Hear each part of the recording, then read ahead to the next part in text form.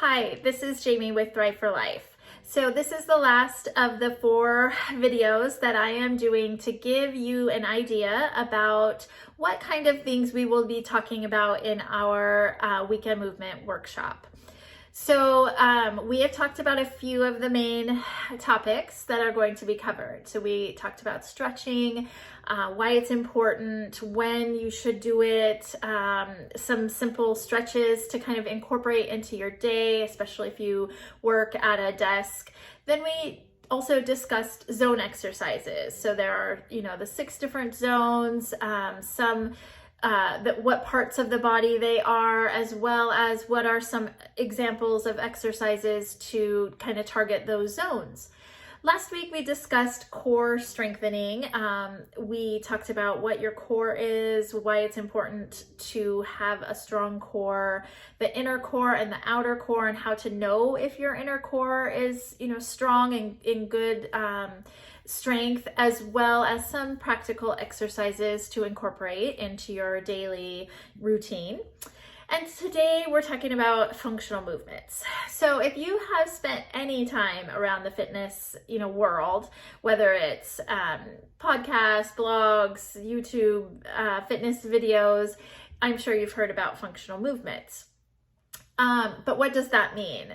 So for our purposes, which are, we're trying to develop a sustainable, a practical, and an enjoyable for our whole life kind of practice of regular daily movement. So we are going to define functional movements as purposeful movements. So they're movements that have a purpose in developing our body so that we move through life well and without injury. So that's kind of a theme that I'm sure you've heard me talk about with stretching, with your core. It's all about, being able to move well, so you can live well, so you can age well, and just feel vibrant and full of life and able to do the things that you enjoy doing. So again, that's our framework. So we talk about movements as part of our life that we can sustain, not a quick fix program that we pick up and get, burned out on and then don't exercise for 6 months until we kind of get sick of how we feel and then we do the whole thing again. And that's not what our goal is. So our goal is sustainable movement, practical for your lifestyle. If you're busy with kids or if you're retired or, wherever you are in life, finding what fits your lifestyle. And then it really should be enjoyable. You want to move and to exercise and to feel good.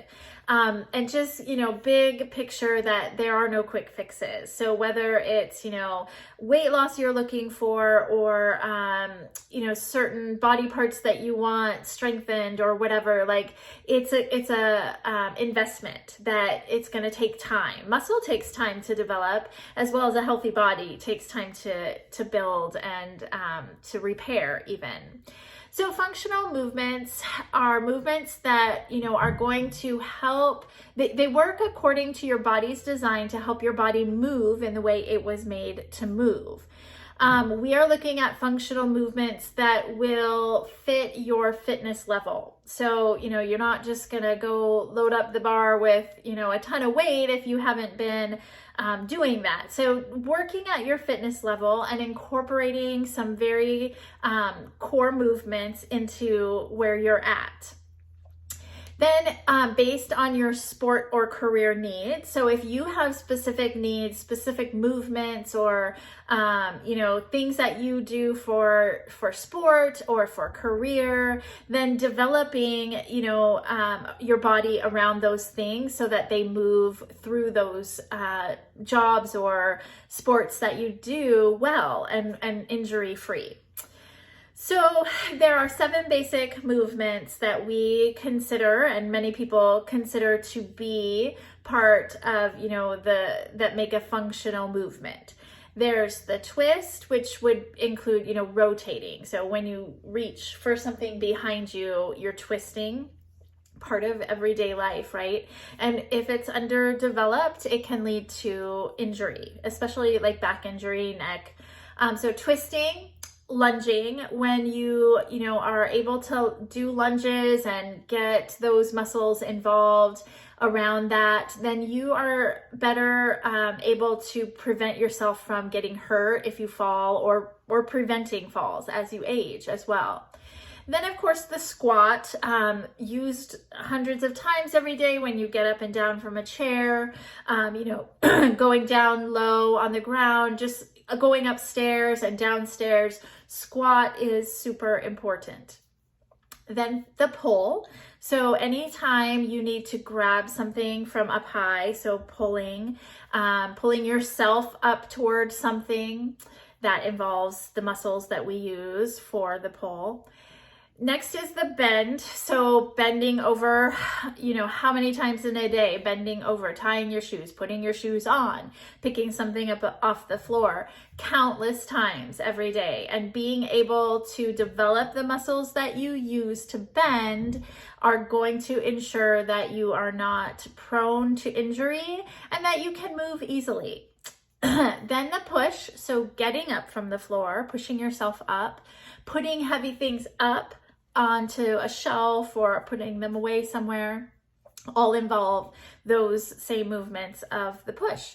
And then there is the last is your gait or your walk. So just how you walk, being able to, walk well, with strong and firm steps, and just able to move well, whether it's just walking, or also that can translate to running and sprinting, incorporating those as well, because there could be times and are times when you need to do those things.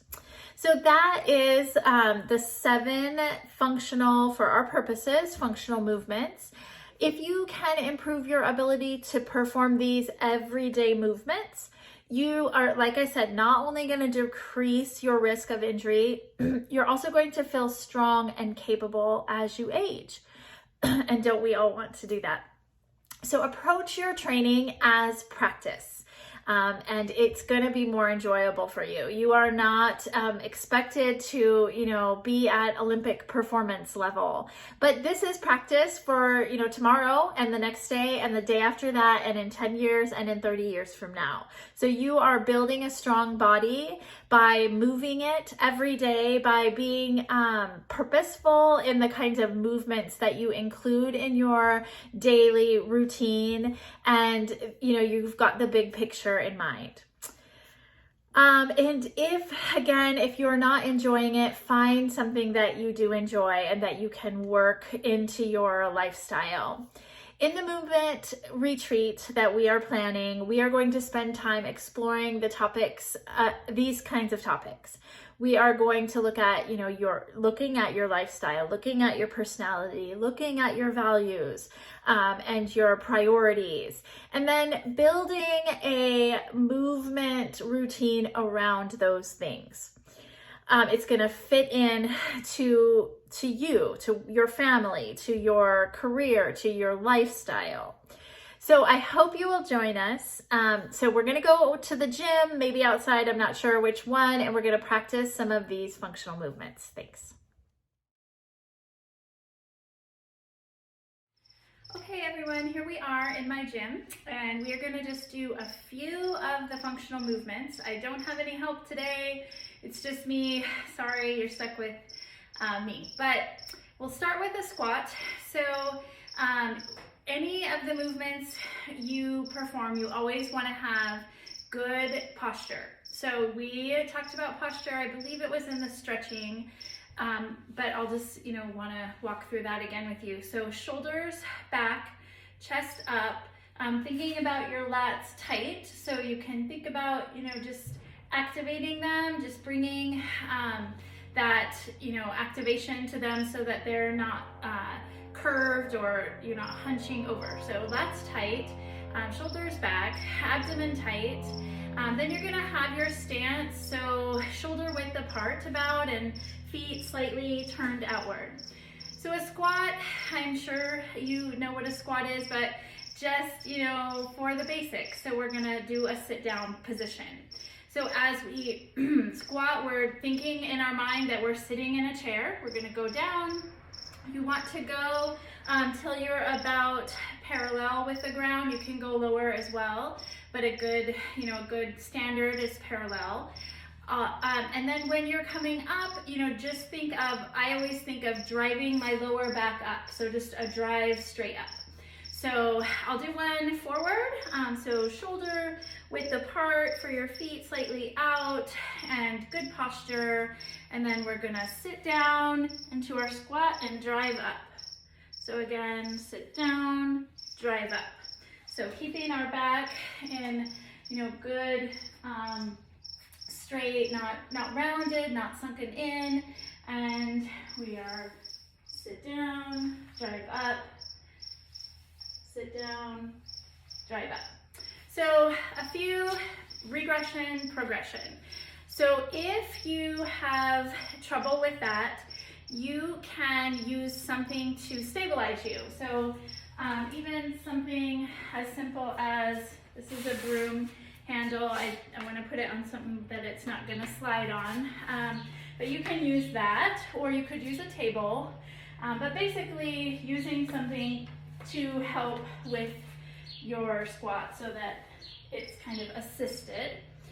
That's a good regression. Or you can go up against the wall and sit and keeping your back, up against the wall.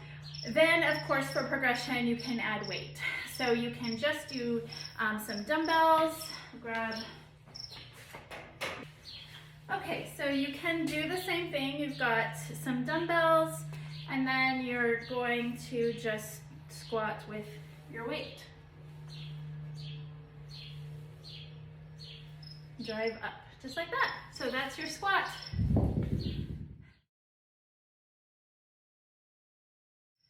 Okay, so the next thing we are going to do is a hinge or a deadlift. So this is a hip hinge. If you think of what a hinge is, it's just, a movement like this. So a deadlift is not a squat. So we are going to be bending over, but we're not going to round our back, and we're not going to just squat down, right? We are going to have our knees slightly bent, and we are going to be bending over, but we're going to keep our back nice and straight. So with the deadlift, we can start with no weight. That's obviously going to be the first regression, and then you can add weight to it. You can add just dumbbells before you add a barbell, and then kind of work your way up. So again, we want our feet shoulder width apart. They can be slightly out as well. And then we're gonna hinge at the hips. So we're gonna go over and, I wanted to show you. So one thing you can do to practice is to have like, a dowel like this, or it's a broom stick, and then you can have it up against your back, and you want it to be making contact with your back at all times, so that way if you're not doing this and you're not doing this. See how it goes way out. So when you are holding it up against your back and you're then doing your deadlift, you've got good alignment like that. Okay, so setting the dowel aside, let's just run through the movement again, and I will turn to the side. So we have our feet in alignment, we have our shoulders back, shoulders back, yes, lats engaged, and then I always act like I'm holding the bar, and then I always also think of your, butt going toward the wall behind you. So out toward that wall as you bend over. So here we go, doing, just a straight down deadlift and up. Think of your feet being pushed into the ground, like, you're trying to, I've heard people say crush the ground or something like that as you are doing it. So over and up. Okay, then of course, to go on without, from there with weight. So that would be a next progression. So you can just use dumbbells. If you have them, you can use like a kettlebell or of course a barbell. So then for our deadlift, we are just going to go over and like that. show you from the side. So down, nice shoulders back. Don't do this, right, when you go down. So, all right, so that's the deadlift. Okay, let's move into our next movement. We are going to do a lunge next. So remember, lunges help you be stabilized so that you don't fall, and also, you know, helps with lots of different movements. So very functional movement. And if a lunge is hard for you, again, maybe you're not super stable, need to, you know, build up those muscles, so you can use something to help stabilize you. So I'm going to show you first with this.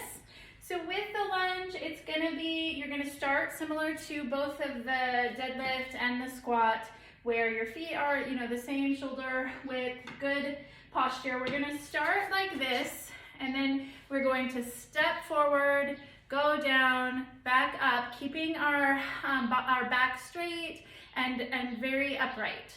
So I'll show you from the front. So engage the lats, the shoulders back, the abdomen pulled in, glutes tight. So we're gonna start like this, then kind of figure out where to put this, and then we're gonna step forward, down and up, and then step back. So I'll show you from the side. Just step forward, down and up. I'm not good at holding this, but anyway, you get the idea. There we go. All right, and then you can you know, then do without that, as well as adding weight. So if we were to add weight, the same basic movement,